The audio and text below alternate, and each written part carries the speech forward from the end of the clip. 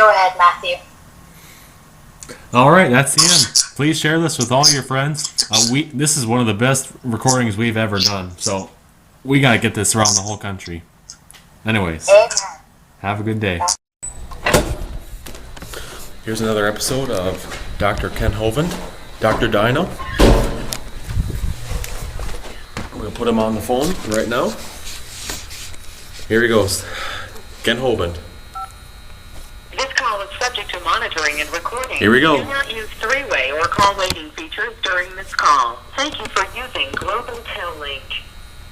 Hey, good morning. Kent Hovind here. Gina said I'm supposed to give you a call. Yeah, how's it going, Kent? Doing great. Yep, it is Freezing up. What's that? So freezing up there in Minnesota? Yeah, it's down to 0 degrees now. Whoa. You guys keep it up there, please. We will. Hopefully. Yeah, you're used to it. I lived in New Hampshire the last year and a half. I know. It's chilly up there. Anyway, it looks like the whole world's falling apart. You know? People don't get what they want with the jury verdict, so they burn down Walgreens. I'm so baffled by that last night. Oh, yeah. Did you... Yeah, so were you able to get in on all of the events that happened with that Ferguson thing? No, I'd love to hear an update on that, but that's what's most important. I know one of the guys that comes to our Bible study it was bizarre. He was so upset. I said, what is going on? He said, well, the grand jury didn't indict that guy. I said, yeah? He said, that's why they're burning down the stores. I said, what did the store owner do? What did Walgreens do? I mean, if I don't get a jury verdict, should I go burn down your house? What did you have to do with it? It's just off the chart stupidity. What on earth is wrong? Anyway, my case, it looks like it's still set for January 5th, where that's the last I heard, unless they simply drop it. I hope they do. Have you talked to Ernie Land in the last week or so? I have a little bit. He said he's still looking into your case. I'm trying to look right now. I think there's either 1 or 2 more articles posted about you on the internet. I'm trying to find those right now. See if we can talk about those. Have there been any updates as far as your case goes, or just your lifestyle in general in the last 2 weeks that you'd like to share? Well, none that I know of, other than there's a common law grand jury that is convening, and Ernie can give you all the details. If you contact Ernie Land, I'm really working in the dark here. I've got one TV and it's on football only, but people can call him in 850-419-0955, 850-419-0955, and get an update. But even on my case, there's looking at this grand jury is looking at indicting people from the IRS from the top all the way down to those involved, and they're looking seriously at my case. I hope they do. I would love to come testify before a grand jury or before Congress or before anybody. We will all testify before God one of these days, and the truth will all be known. But I can honestly say I don't know of any law that applied to me that I broke at any time during this whole thing. So apparently they're still going to press ahead with the mail fraud charges, which is so bizarre. I don't think there's any way they can get that to stick. And conspiracy, and I don't see how any way they get any of this to stick. But I saw last time, when they charged me with structuring, which I had no clue what it was, and they got that to stick. I said, you've got to be kidding. So we're dealing with professionals who are really good at winning cases. Just like Hitler's SS was really good at getting their people and locking them up and burning them to ashes and burying them in the yard. Okay? The fact that they're good at what they do does not mean what they do is good. Right. History is full of examples of people that were really good at what they do, but what they did was really bad. And I think that Saul was an example in the Bible, who later became Paul. He was really good at finding believers, rooting them out, and taking them to prison or killing them. No question, he was good at it. It doesn't mean it was right. I think we've got a very, very similar situation here, where I'm dealing with professional lawyers and professional people who understand their system, and it is so foreign to me. It's just like I'm going to a different country, speaking a different language, like so foreign. So I have sadly little hope of winning in the court system.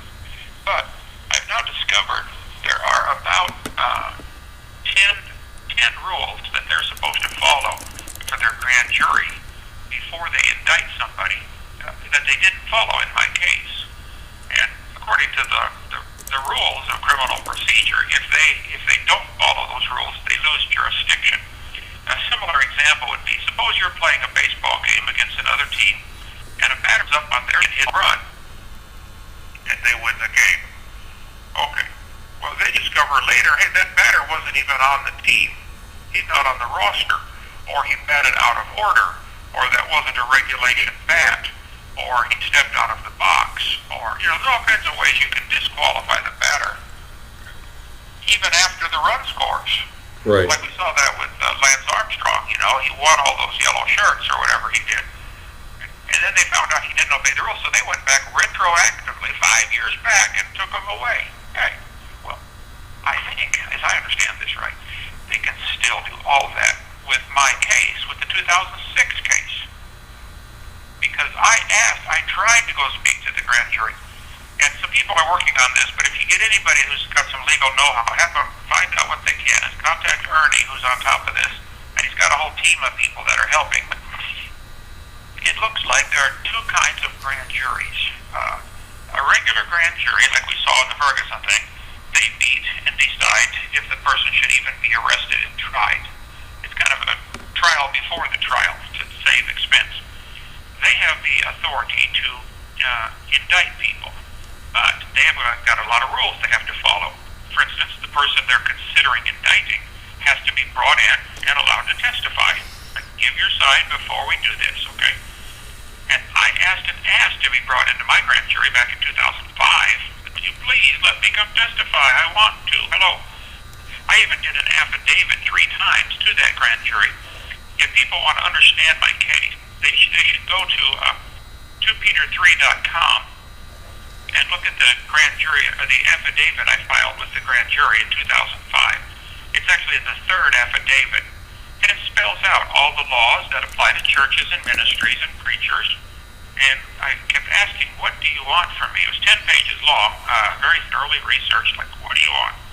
So a regular grand jury should have had me come in and testify before they brought an indictment. Now, that means that apparently the case can... From the Santa Rosa County Sheriff's Office. The 2006 case can still be overturned based on flaws in that grand jury indictment. We're working on that now. If anybody has any ideas or helpful thoughts, please let us know. Because again, this is a foreign language and a foreign court, and we're trying to learn to speak their language. The second kind of grand jury is called a special grand jury. The problem is, they can meet in secret and you don't know what they're doing. And that apparently is what they did with me.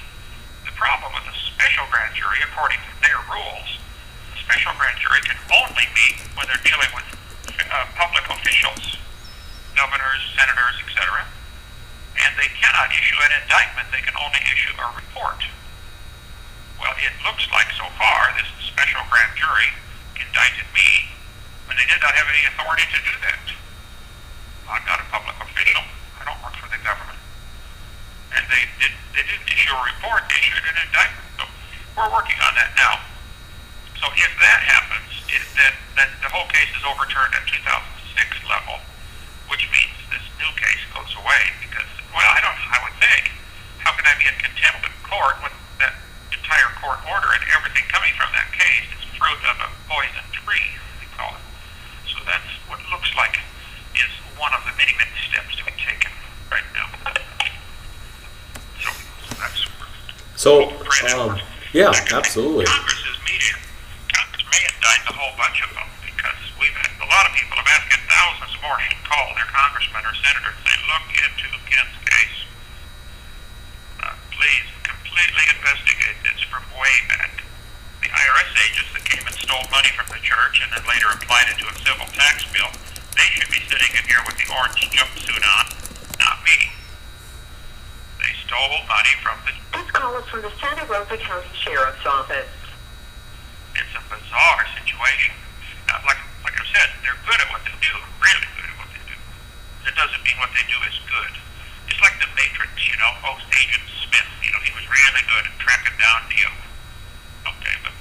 doing was wrong. And everybody could see that in the matrix. They somehow don't see that. They see the name U.S. government and assume, oh, these people are wonderful. These people would never do anything wrong. And you would think that's the way it should be. And I pray that it is. And I want to help.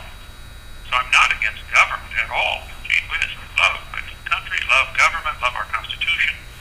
But when someone has a badge and claims they work for the government, and they misuse that authority and power, that's got to be stopped. If someone pulls your wife over for speeding, the cop says, look, ma'am, you're going 10 miles over the speed limit. Get out of the car, please, and take off your clothes. So, excuse me, wait a minute. You stopped me for speeding. You don't have authority to tell me to take off my clothes. So they can exceed their authority. That's called working under color of law. They pretend like they have the law on their side, but they don't.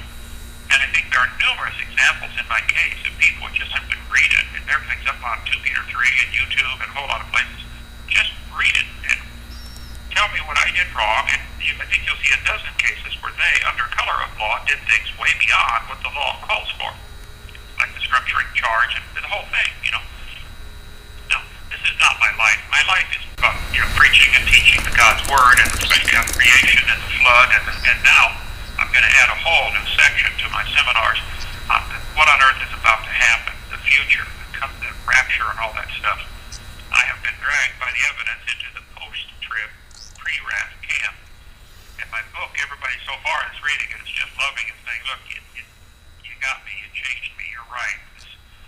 For 2,000 years, the church taught that we will be here for the tribulation, but we're gone when the wrath of God falls. So I was guilty for 40 years of not rightly dividing the word of truth. I didn't distinguish between tribulation and wrath. They are not the same. Tribulation is what the world does to us. And Jesus said in John 16:33, you shall have tribulation in the world. And we will, and we always have. For 2,000 years, Christians have persecuted and beaten and arrested. Speaking of the tribulation, did you hear about Pastor Anderson's film, the After the Tribulation? How well that's been going? That the film you were a part of. I haven't heard any stats on it. How's it doing? Right now, since it's been released in the last year or so, it already has. There's a video on YouTube. It already has over 3 million views. They've gotten thousands of copies sold. Pastor Anderson gives them away at his church all the time, and people are always coming in every week to get some. Wow, amen. Now, he interviewed me. I don't know that I agree with his position. I'm not sure what his position is, okay? Post-trib, pre-wrath. So I don't give anybody a blanket endorsement. It looked to me, from what little bit I saw of some article he wrote, that he kind of is a mid-trib. He thinks the tribulation is the first 3.5 and the wrath is the last 3.5 or something. If that is what he believes, then I strongly disagree. My chart in my book spells it out very clearly. If you go to 2peter3.com, there's a 7-year period that most people mistakenly call the tribulation. Actually, only the last half, 3.5 years, is ever called the Great Tribulation, as in Matthew 24. So after the temple is desolated, which I think everybody agrees, the temple is desolated probably by setting up an idol or something in the middle of that 7-year period. That's called the abomination of desolation, the book of Daniel, and it's in Matthew 24, Mark 13, Luke 21, and a dozen other places.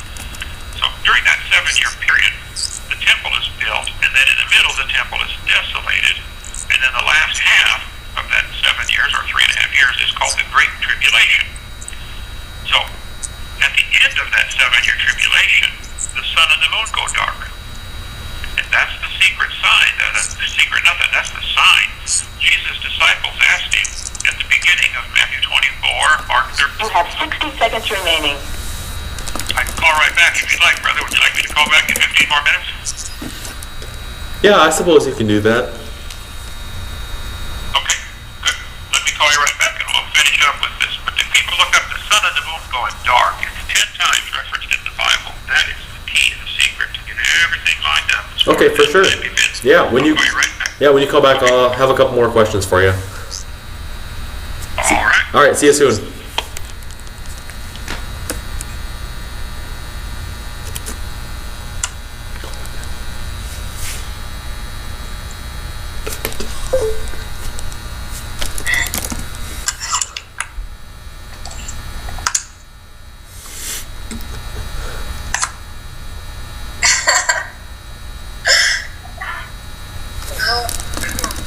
Good morning. I don't. Anyway, I just woke up and I don't really know what to say. We have Dr. Hovind on the line, and sorry, it's my day off. It's my resting day. Okay, so I guess I'll just update you guys on the project that we're working on. My friend Dave from Destiny Lab, my friend Michael Myers, and my friend Justin, and obviously Matthew Buhr, my guest and special co-host Fortress by my ministry called Creation. And a lot of other special folks are working on a short documentary film about Dr. Hovind and his time in the system, the American justice system, the prison system, and so look out for that. And Dave from Destiny Labs does interviews regularly. God's Property Radio did an interview, I believe, recently as well. And the Fourth Watch is a radio program by my friend Justin, and he's going to be doing some interviews with Dr. Hovind as well. So look out for those. Recording. Do not use three-way or call waiting features during this call. Thank you for using Global Healing. Tuesday and Thursday. Hey, Ken. So, yeah. Thanks for taking my call. You got to listen to that crazy announcement all the way through every time. Yeah, me and Gina and a whole bunch of other people. I'm sure someone told you we've already started a fundraising effort, and so far we've raised over $2,000, which I think is really cool. Is there any special goal you think we should reach to? Could you please give us some of an update on that? Well, Ernie Land handles all of that, so send it to Ernie in Westville, Florida. His phone number is 850-419-0935. But Ernie would handle that. There are a couple of options. There are some guys who, 0955, I'm sorry. There are some guys who want to help. There's a team that wins all the time against the IRS and the government, but they want $100,000. So, right, okay. I said, how about tell them we'll give them $100,000 after we win? No, they want it up front. So they want $15,000 just if we lose and to take it to appeal at the appellate court. So I don't know that we're going to need any of that. I hope we don't. I hope we just simply drop this charge and go home. Why would we waste all of God's money on this? This is so insane. But if you look through all through history, people had to spend a fortune building castles and building fortresses just for defense, because the enemy always wants to come take away your stuff. Why did you have to build a wall around Jerusalem in the days of Nehemiah?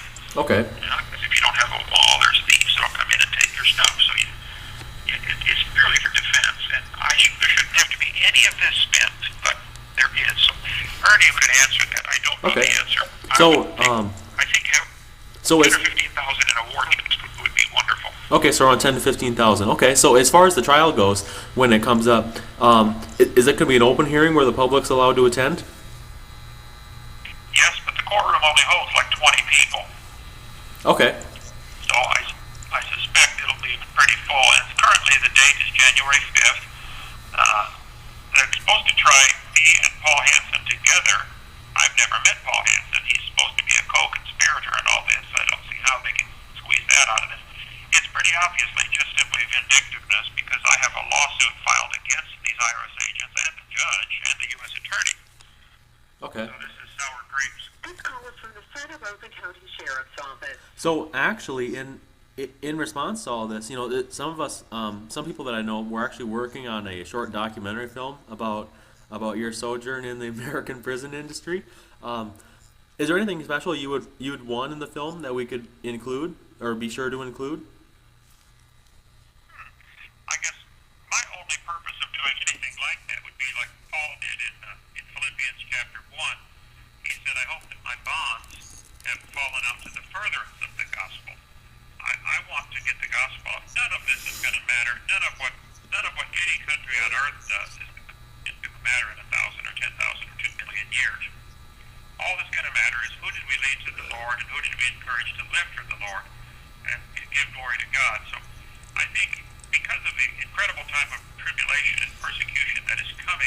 church that we will be here for. I think it's really good for Christians to see what can I do. And though I do not want this and still don't want to be in prison, I hope that my time in prison has shown other Christians, hey, you can live for God. You can make it. So there's some things that have been a great encouragement to me in here is all of the books that I've read by others who suffered before me, like Richard Wurmbrand and the incredible things he went through in the communist prisons in Romania. He started Voice of the Martyrs. I think it's persecution.com is their website. He died about 10 years ago. If I had not read so many stories like Richard Wurmbrand or Gulag Archipelago by Alexander Solzhenitsyn, the fabulous book about the 10 years he went through prison in the Russian system. Or there's a book called I Will Die Free. The guy was a pastor in Cuba. I think it was Alexander Noble or Noble Alexander is his name. But that book was fab. He spent 22 years in communist prisons in Cuba. So I've read so many stories by other people who suffered in prison, and they made it. And I didn't like it at all. They made it intact and survived. That was an encouragement to me. So maybe my story will encourage others when their time comes. In 2 Corinthians chapter 1, Paul said, we go through things so that we know how to comfort others who are going through the same thing. So possibly my story would help comfort others. I really hope that my story will encourage people to get out and win souls and spread the videos around. Also, I do maintain my integrity. I did not commit a crime. Of course, many people in the Bible did that. King David, even as a young boy, was going to face Goliath. His brothers said something to him, and David said, "What have I done? Is there not a cause?" And you look at that phrase, "What have I done?" That appears probably a dozen times in the Bible. A great question. What have I done? I've asked people all over. You accused Kent of breaking some law. Okay, what law did he break? This has nothing to do with personal income taxes at all. There was no tax loss to the government at all, anywhere at any time. What did I do wrong? Where did the government lose money? If I owe a tax, I will pay it. There's never been an issue there. This is a matter of them wanting to seize church ministry property and usurp authority they shouldn't have. I think it's an issue of operating under color of law, and they need to be investigated. The whole thing needs to be investigated. Okay. So if my case can encourage others, hey, live for God, even in persecution. Half the Bible is written from prison or captivity or by people who experience prison or captivity. So right. It's nothing new. I still don't like it. But, So, yeah, speaking about the whole prison things, after you have an experience in there for 8 years, can you tell me a little bit more about it? Like, so after all that time in there, are you feeling old at all after being in there that long, or like, how's the care like? Do you get to see a doctor or a dentist in there if you ever have to, and can people visit you? How often? Well, there's a whole list of questions here, one at a time. I've been in a lot of different prisons, county jails now, 3 of them. They are absolutely the worst, okay? That's where I am now for the last 4 months, and it's the bottom of the barrel as far as accommodations and care and everything, okay? I don't think it could get much worse and still be in America. The federal prison camps, I've been in 6 of those, and they are more like college dormitories. It's a complete waste of time. They should all be shut down. Everybody should go home. They pay a fine or take a beating and go home, like the Bible would teach. So they are like a college dorm. You have access to not really. This call is from the Santa Rosa County Sheriff's Office. You can do email and phone, and you're outside. There's no fence. You're not locked in. You can walk around. It's like a big army barracks, sort of. Okay, so those are much nicer. I've been transferred so many times. Those are awful. As far as my health, I'll be 62 in a couple of weeks, and I still feel absolutely wonderful. I still feel like I did when I was 30. Well, maybe 40. But no, I still weigh the same. Still look about the same. I don't think it's aged me much at all. God's been really good in preserving me through all this. The food is not good. I'm alive. You cannot get vitamins or minerals. You have to just simply eat the food they give. I believe they feed us for about $2 a day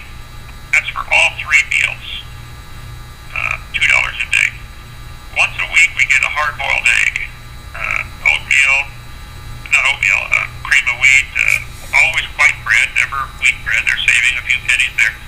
Dental care, you can sign up for the dentist and eventually get there.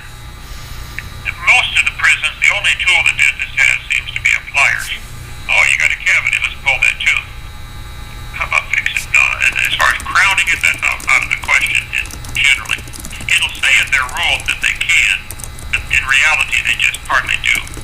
Another thing, in order to save a few pennies on their billing, they use a substance called GIC, glass ionomer cement. GIC, or glass ionomer cement, you can look it up on the internet. That is supposed to be used for temporary fillings, usually in children's teeth that are going to fall out anyway in a year.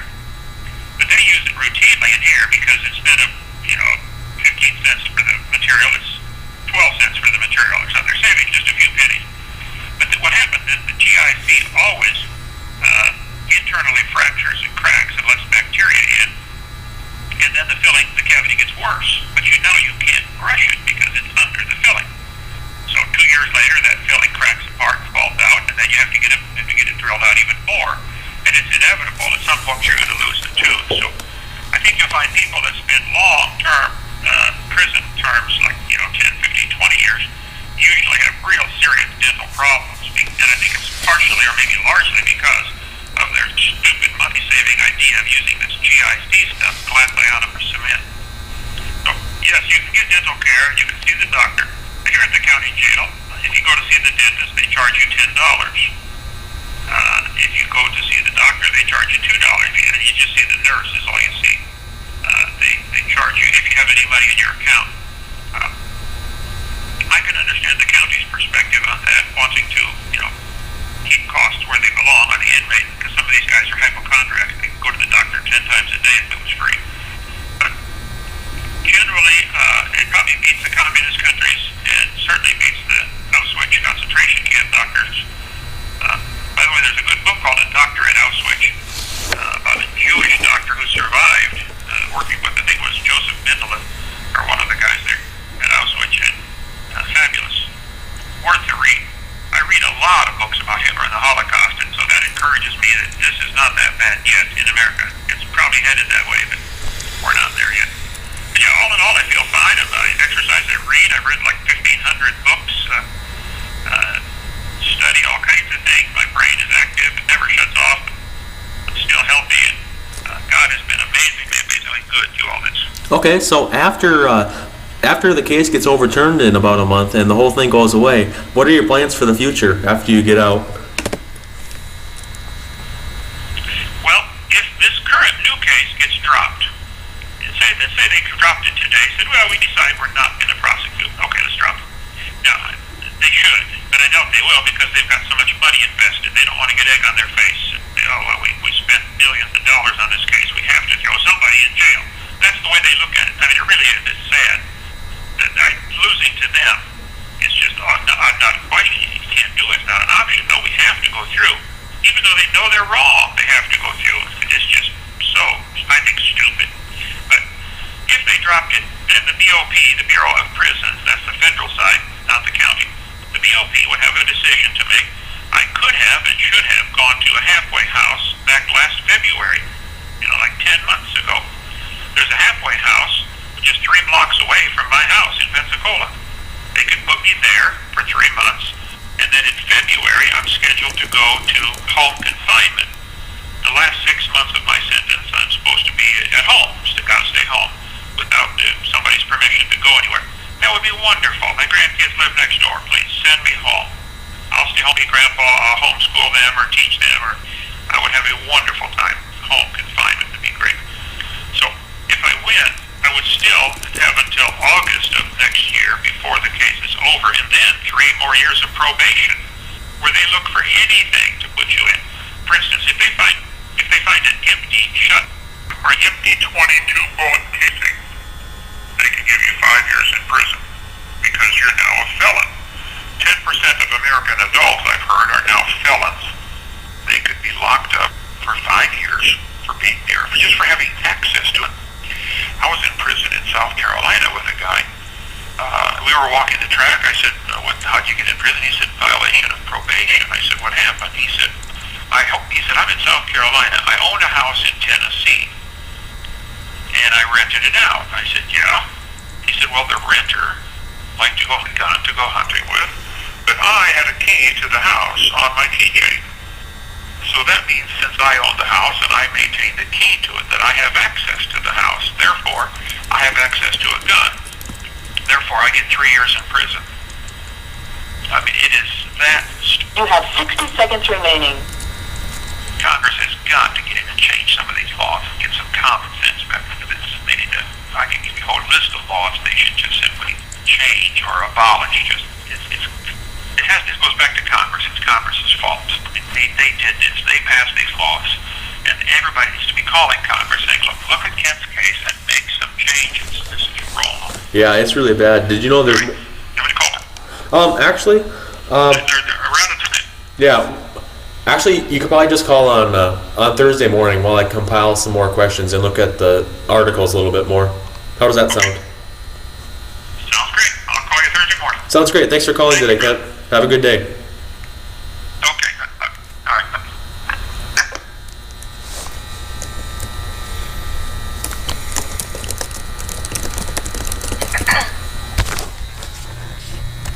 Oh, yay, lovely.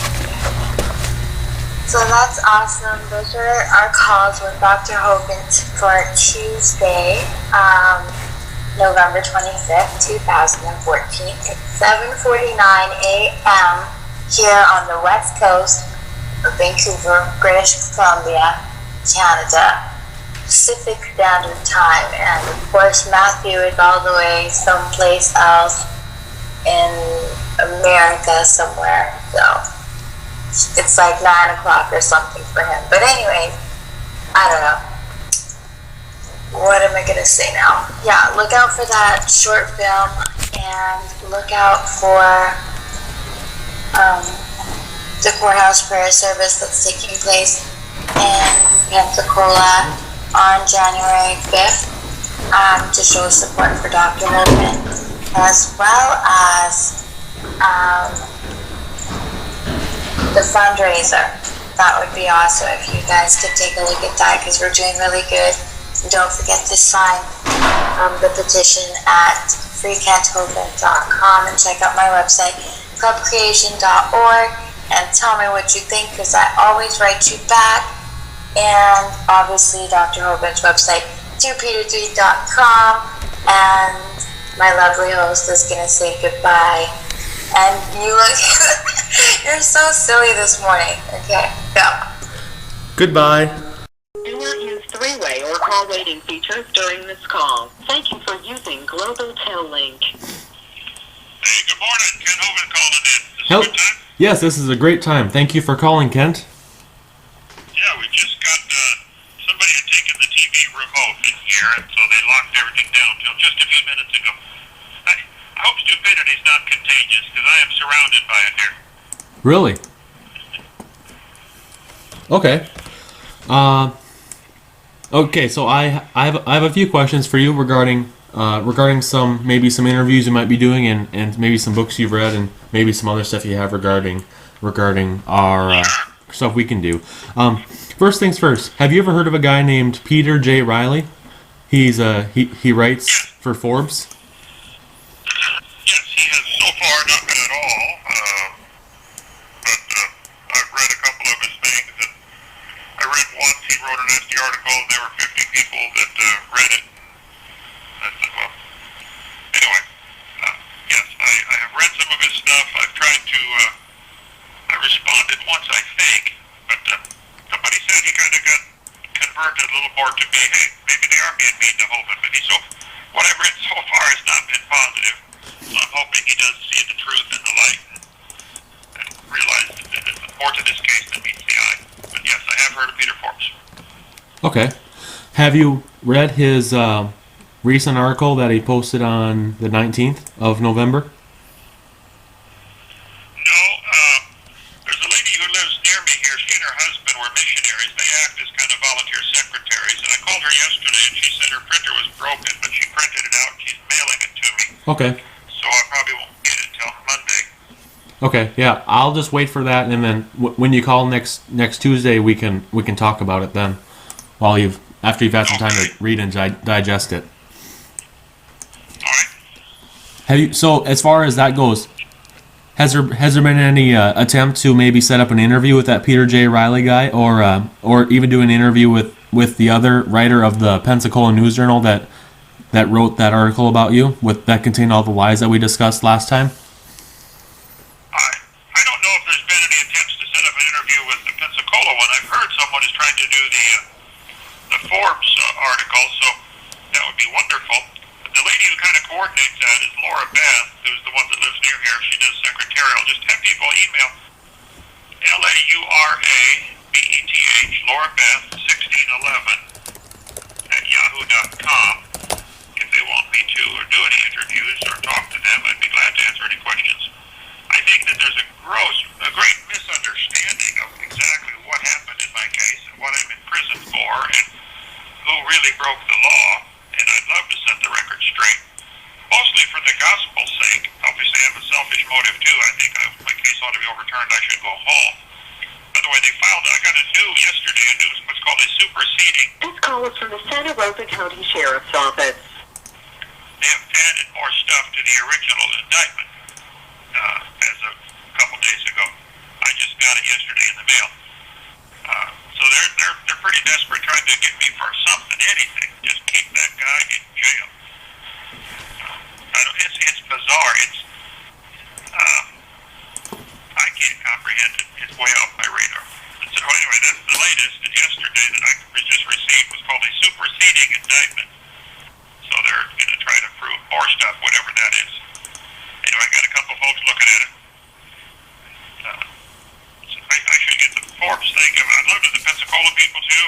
All you got to do is read the article line by line. Let me respond. I have nothing to fear from the truth in this case. Right. I think people who came after me have lots to fear from the truth being told.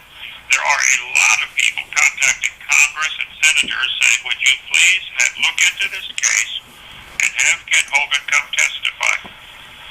So that is a very real possibility. If the truth were told, some heads would roll here in Pensacola in this group that came after me, in the IRS CID office and the U.S. Attorney's office and maybe even the judge. I don't know. That's not my job. My job is to tell the truth, and which I would be glad to do. Okay. So you can encourage people to please contact their senator, contact their congressman. If they get enough calls, they'll say, man, we really ought to look into this. Now, what will happen is someone will say, well, the Congress is not allowed to get involved in an active case. That's going to be the response, I promise you. Okay? Well, the original 2006 case in the minds of the court is no longer active. It's finished, the final judgment. So they can certainly get involved in that. Undermining that one, of course, will indirectly stop this current one also. But yes, they can get involved in the 2006 case. They should examine everything, look at it, and say this is a classic example of what needs fixed in our some of the stupid laws we have passed. The structuring laws. What on earth did we pass them for? Repeal all the structuring laws and let everybody out of prison. Or if you really think that's going to stop drug dealers, which it's not, then limit the structuring laws only to cases where it proves drugs. They seize the church ministry property based on drug laws. Okay. It has nothing to do with drugs. So it's really crazy. Plus we've discovered that, there's 20 or 30 different things going on in different directions behind the scenes of people uncovering various things that the government did wrong even before the case even started. They broke several laws with the grand jury. The grand jury might have been illegally convened. There's just a lot of stuff that happened. And so I just want a complete investigation and a complete exposure of the truth. I'd be honored to help in that. Okay.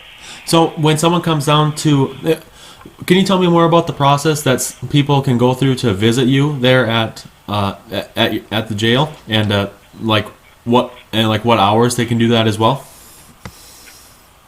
Well, I have regular visiting hour for 1 hour only on Tuesday, and that is from 11 to 12 on Tuesday.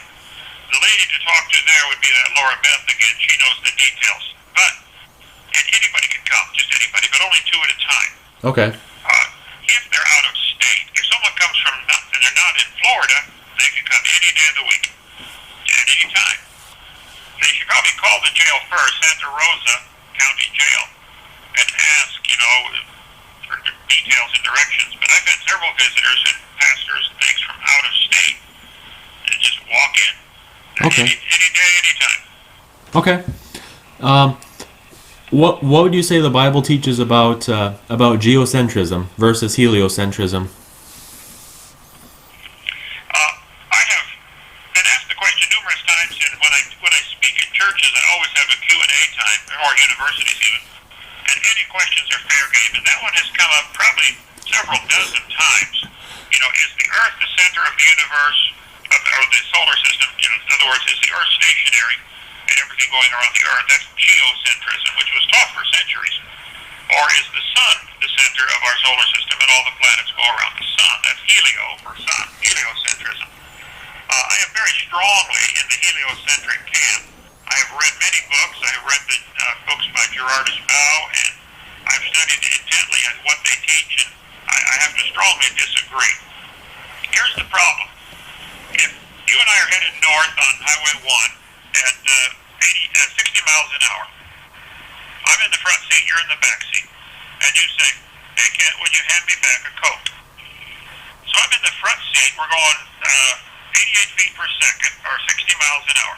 Let's take it 88 feet per second, or round it off for simplicity, 100 feet per second. We're going 100 feet per second, going north. It takes me 3 seconds to hand you the Coke in the back seat. Did the Coke go forward or backward? Forward. Well, as far as us in the car are concerned, it went backward. I handed the Coke back to you in the back seat. As far as somebody standing on the sidewalk outside watching us, during those 3 seconds, we went 300 feet forward, and the Coke only went 5 feet backwards. Right. So to an outside observer, it would look like the Coke actually moved forward 295 feet. But to us in the car, which is all that matters, it went backwards 5 feet. So if there were an outside observer looking at the Earth, they would say, "Oh, the Earth is going around the sun, and the Earth is spinning, so on the Earth it would appear like the sun is rising and the sun is setting." And we talk about sunrise, sunsets, etc. And it would appear like in Joshua's day the sun stood still when actually the Earth stopped turning. I understand all those arguments, been through them 100 times. Here's the problem. There are no outside observers. We're all on the Earth. So it's perfectly right for you to say, "Kent, hand me back a Coke," if you're in the back seat. Because that's all that matters is what's happening in that car. So even though we would say terms like sunrise, sunset, technically if it was an outside observer, that would not be correct. But there aren't any outside observers. It's us. So yes, it's correct to say sunrise, sunset, sun stood still.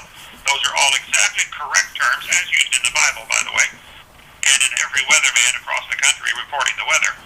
So I think that they're making up a debate over a topic that A, does not matter, and B, really makes them look stupid to the average scientist, an average person. It's not an argument worth fighting.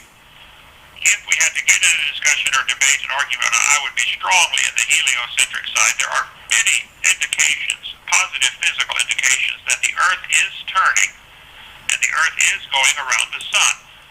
Why are there more meteor strikes on the Earth between midnight and noon, i.e. like 6 a.m. is the peak time, than there are any other time?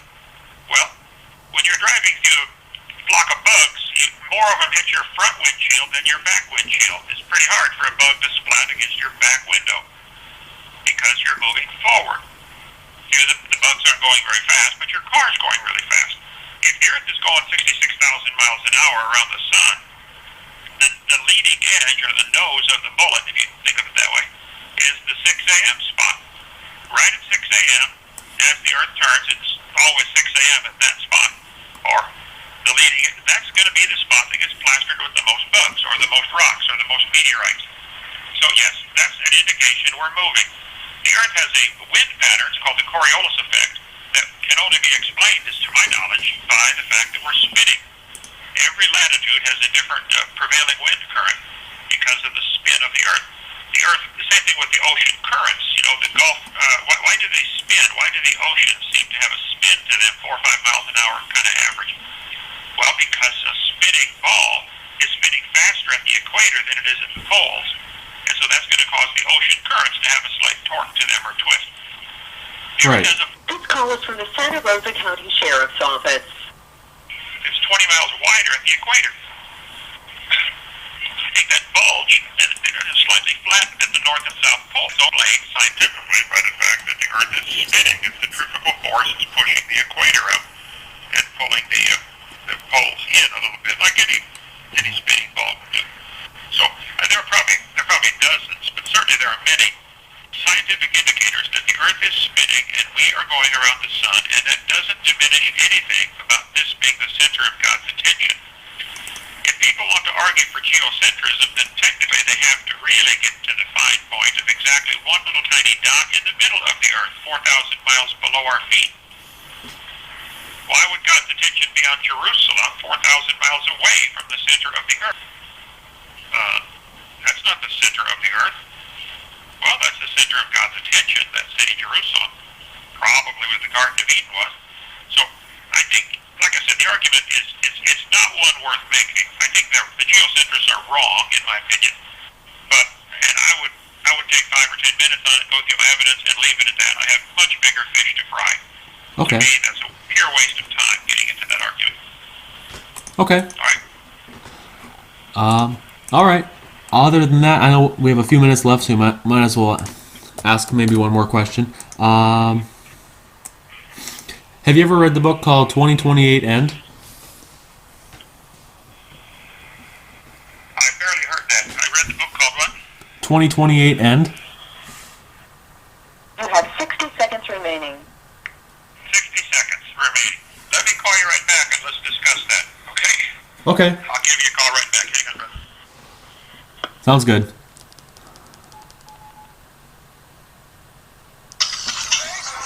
All right, that was Dr. Kent Hovind. We had a nice, good chat with him. Again, if you have any info about getting interviews set up with him or whatever, you need someone to talk to him from Pensacola, talk to LauraBeth1611 at yahoo.com. That is LauraBeth1611 at symbol YAHOO.com. All right, have a good day. Is $38.85. For customer assistance, billing inquiries, or to block future calls, dial 1-877-650-4249. To hear the cost of this call, press 8 now. To accept this call, press 5 now. To decline this call, hang up. This call is subject to monitoring and recording. Do not use three-way or call waiting features during this call. Thank you for using Global Tel Link. Hey, Ken Hovind calling here. This man. Yes, it is. Good morning, Ken Hovind. How are you? Good morning. Very good. Had a rough time getting hold of you. Are you, you're in Minnesota, aren't you? Yep, that's right. Okay, yeah, you had wanted to talk about a couple things. 2028 and I forget what else. 2 weeks ago when I called. And Yeah, absolutely. I'm still willing. Okay. What's a good time to do that? Right now? Okay, you ready to go? Yeah. First off, before we get started on that, I know those are some pretty big topics. I know there's just one other question that a lot of people were curious about. I know a while back when you presented your seminars, you made a big point about Bible copyrights and about how much, like, say, for example, the new versions need to change it to have their own copyright on it so that they can sell it as their own. Do you know what that percentage is?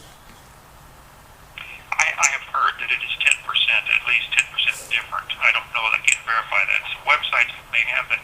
Gail Riplinger at avpublications.com, authorized version, AV, who is an English whiz and taught he was a couple doctorate degree and taught at I think Kent State University, if I'm not mistaken.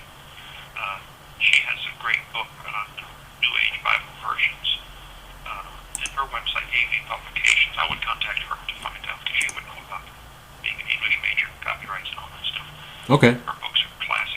In Awe of Thy Word is just a classic. Everybody's got to read that one. Okay. So yeah, just go to avpublications.com and ask them. Then I can do that. Yeah, but I think it's 10%. I think that's the number I heard someplace. King James is not copyrighted. Now, you'll find some King James Bibles that have footnotes or notes in them or appendixes, and the people will copyright it, so you can't copy their entire book. You could still copy. Technically, you can't even get up and preach from an NIV or anything. You can't even read it or quote it without their permission. You certainly couldn't put any. This call is from the Santa Rosa County Sheriff's Office. These people are using other versions. They're breaking the law by posting any Bible verses on a sign, or putting them in any letters, or preaching from them, or passing them out in church bulletins. You're breaking the law by using that Bible without permission from the author, from the copyright owner. Okay. All right. So about that 2028, would you like to talk about that a little bit? I have no clue when the Lord is coming, but somebody asked me the question when I first finished my book back in early 2013. My book, What on Earth is About to Happen, for heaven's sake. They asked me, okay, when do you think the Lord's coming? I said, well, this would purely be a wild guess on my part, but 2028, which means 2021, certainly tribulation, the 7-year period. I don't know that to be true. However, many things factor in here. Other things factor in. Somebody told Noah that there's going to be 120 years for the days of man. His days shall be 120 years. One theory on that is it's 120 Jubilee years. 120 times every 50 years the Jews have year of Jubilee. So that would be 6,000 years. And nobody knows when gave that prophecy. It certainly does not mean that man's only going to live 120, because after God gave that, Shem lived to be 600, and 3 generations lived to be 400. So, and it doesn't mean it took them 120 years to build the ark, though it might have. But it doesn't say that. The best understanding seems to be that this means 120 Jubilee years, 6,000 years. And I go through in my book, whole section, and it's 4 pages, I think, answering that question, why 2028? Israel became a nation again in 1948, and Psalms chapter 90 talks about the days of man's life being 70 or 80 years. Well, 80 from years, because of God's long-suffering and mercy, just like Methuselah was the oldest man in the Bible, and his name means when he dies it shall come, or something like that. That showed God's mercy, wanting more people saved before the judgment came. I think if Psalms 90 means anything, God's going to use 80 years instead of the 70 years from that passage. And so 80 years from 1948 would be 2028. It might be that 1947 is the year we have to count, even though Israel did not actually become a nation until May 1948. There are some indicators that that's the number, because 1967 was the war, but they got the Temple Mount back in their possession. And so I'm just reading a book now, and it's on my bed. If I had no, this is not gravity. I don't agree with the guy's timing of the rapture. He's got some fascinating stuff on the verses from Jeremiah about prophecies of 1967, and he thinks that 2027 instead of 2028. So, big picture, bottom line is, of course, I don't know. Nobody knows. I think once the treaty is made to let the Jews build their temple, then we can start the clock. And then it'll be 7 years until the Lord comes.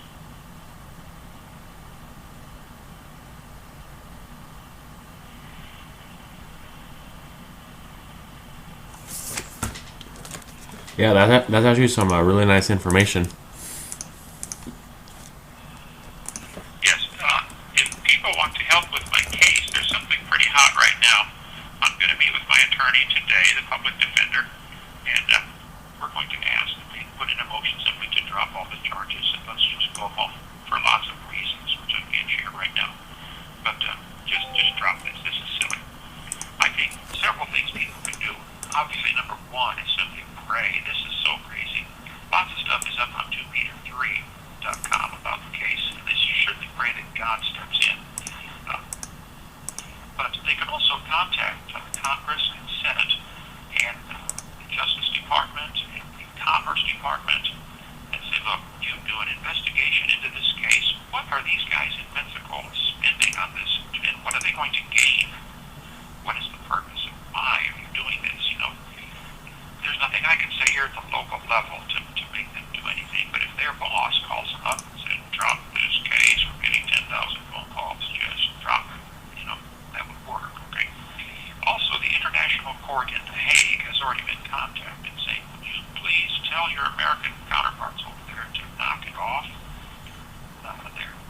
largest prison system in the world by far, and only 5% of the world's population.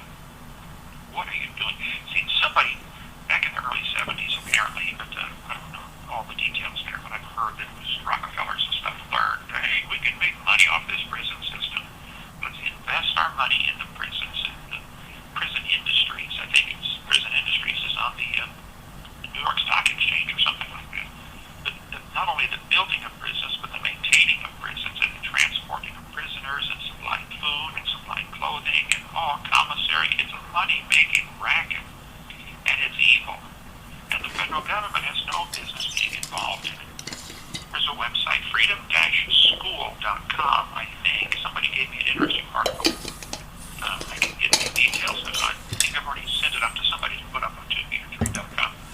But they have said the United States, the one that's currently operating the court system, is actually a corporation. It's called United States of America Incorporated. And the Internal Revenue Service is Internal Revenue and Tax Services Incorporated, 1933. July, I think, 1933 it was incorporated. It's out of Puerto Rico. And it's a Delaware corporation. And they are to collect taxes on government employees. And I don't want to get into all this fight with this. I'm not a tax protester. I've got bigger fish to fry. I don't care what they do. I have tried desperately to obey their extremely convoluted laws. It's like a bowl of spaghetti. You know, in my 2005 affidavit, which is up on 2meter3.com, I cited all the laws that I could find that point to what ministries and ordained ministers are supposed to do regarding taxes. I sent that back to the grand jury. I sent it to the U.S. attorney. I sent it to the IRS agents and said, what am I doing wrong? Your law says, as an ordained minister, I don't have to do these things that you're complaining about. So please tell me, if I'm wrong, show me where. And if I don't hear from you in 30 days, I will assume I'm doing everything fine. And so it's like there's contradictory laws. See, the Soviet Union did this very same thing. Pavlov, a lot of people have heard of Pavlov's experiments, but they don't really understand what it was about. They say, oh, he rang the bell and fed the dog. Ring the bell, feed the dog, ring the bell, feed the dog. And pretty soon the dog associates, saying, when I hear the bell, it's time to eat, so it starts salivating. Well, that's true. But then Pavlov would ring the bell and beat the dog. And then he'd ring the bell and feed the dog. And then sometimes he'd beat the dog and sometimes he would feed it. And it got to where the dog didn't know what the bell meant. Doesn't mean I'm going to get fed or get a beating. And so the dog would go stand in the center of the cage and just quiver in abject fear, not knowing. And so Pavlov told his Russian communist counterparts, hey, if you make things confusing enough, you can keep the prisoners, keep the people in fear. And that's what they do in Russia and communist countries all the time. There are so many confusing, contradictory laws that the people are just terrorized of their own government. Same thing's happening in America, especially with this IRS. There are just contradictory laws, or they enforce one and don't enforce another. I am not a tax protester. You know, our country was started by those guys. They threw the tea in the harbor, and I'm glad they did. But I'm not one of them. I don't know if I would have been one of them then. Maybe so. But I'm called of God to teach on creation and the flood and science in the Bible. And I just want to be left alone. So in 2005, I spelled out in 10 pages, here's what I see the law says. Now, would you please leave me alone? They didn't do it. They put me in jail instead. So Congress needs to do an investigation into the IRS here in Pensacola and say, why didn't you answer his questions?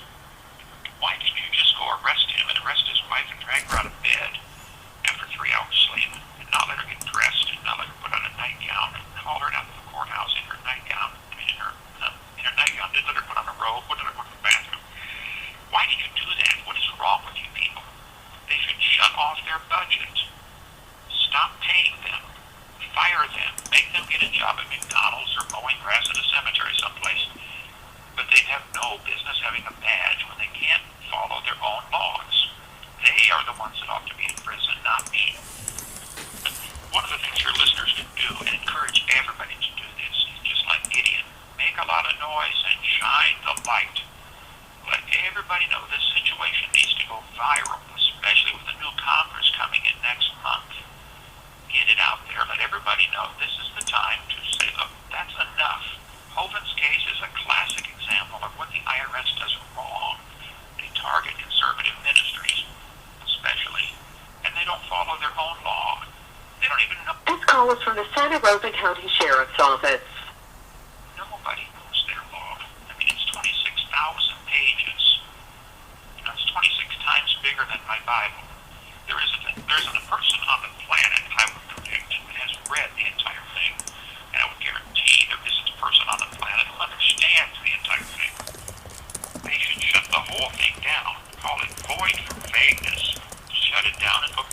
It wasn't even a tax, an income tax at all until 1913. The country survived just fine on import duties and export duties, which is what the Constitution calls for. That's where the money's supposed to come from. Part of the problem is the federal government's 100 times bigger than it should be, and they got to pay for this bloated system. Okay, well, why is the federal government involved in welfare? That's a state issue. They should shut down 90% of their programs and save a bunch of money. But again, that's another story. But I would love to testify. I think if Congress and Senate and committees get enough calls and emails and letters and have Hovind testify and investigate this whole case from start to finish, overturn the entire case, give his property all back to the ministry, refund the money you took, pay him the damages, and leave him alone. That's what I want. So that's my prayer. I'm going to get back out to preaching. You have 60 seconds remaining. I just dreamed last night that it all happened, and I'm back out there ready to go preaching again. So I'm so ready for that. All right. Well, brother, I'm very willing to call back in another 15 minutes. You tell me. Yeah, I actually have a final exam for college coming up, so can you call me this afternoon? How about it? Okay. Yeah, just sometime this afternoon. Okay. Now, if my co-defendant Paul Hansen is able to call, it'll be on your same nickel. He may call, so just accept it and interview him. I've never met him. He's the trustee of the ministry. Okay, yeah. Yes, I will try to have some time, and I'll call this afternoon. Thank you, brother. That'd be really cool. Thank you for calling me today. All right. Yep, bye. Alright, that was Kent Hovind. Looks like things are a little bit different today. If you have any questions, just let me know. It sounds like he's going to call back this afternoon, so if he does that, just let me know what you want me to say to him, and we'll get some more stuff sorted out. Sounds like Paul Hansen might be calling, so if that's the case, maybe we can talk to him about something. So there's a lot of different things we could talk about here. Thanks.